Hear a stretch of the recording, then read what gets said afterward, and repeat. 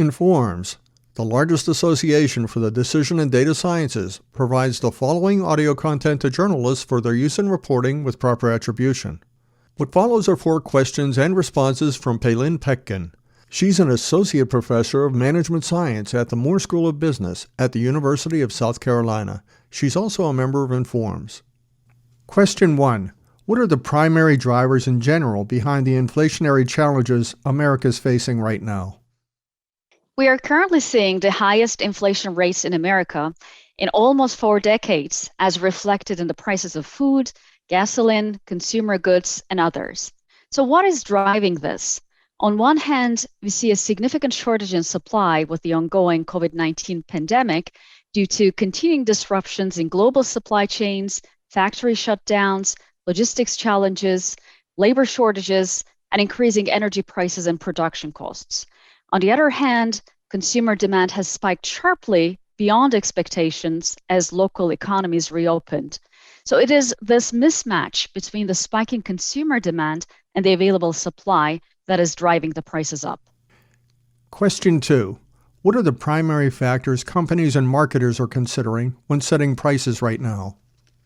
With massive global supply chain disruptions, companies are observing increases in raw material costs, commodity prices, energy prices, production costs, labor costs, and logistics costs, which shrink margins.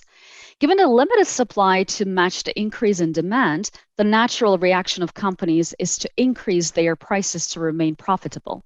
However, there is a fine line between increasing prices in the short term in reaction to eroding margins versus losing customers to competition, which could have long-term consequences.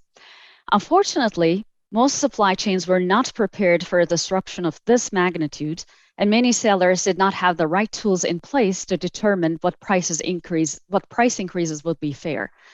On the other hand, we also observed unfair price increases for high-demand products where the lack of supply and alternatives created an almost monopolistic setting, which some sellers were able to take advantage of. Question 3. What can businesses do right now to minimize price increases to the extent possible? This is the time for businesses to review their existing pricing strategies and develop a targeted, data-driven approach to sell the right product to the right customer at the right price through the right channel.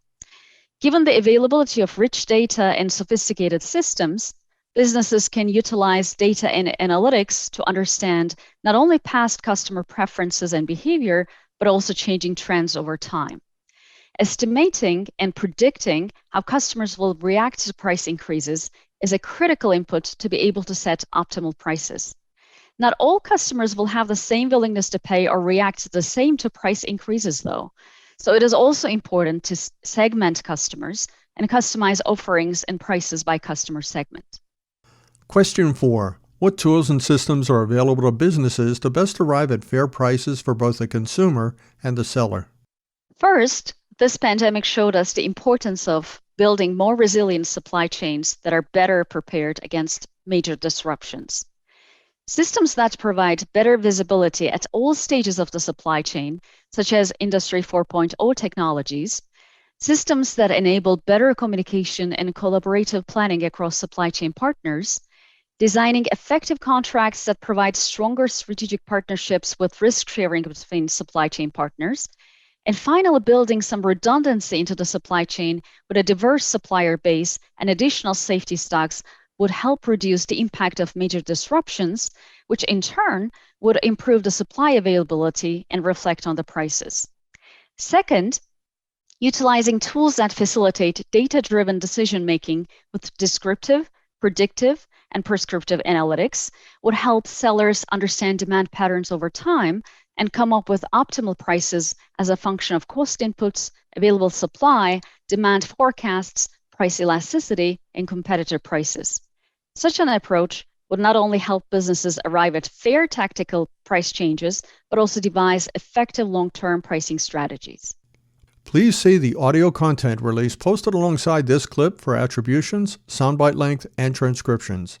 Any other questions can be sent to Ashley Smith, Informs Public Relations Specialist, at asmith@informs.org.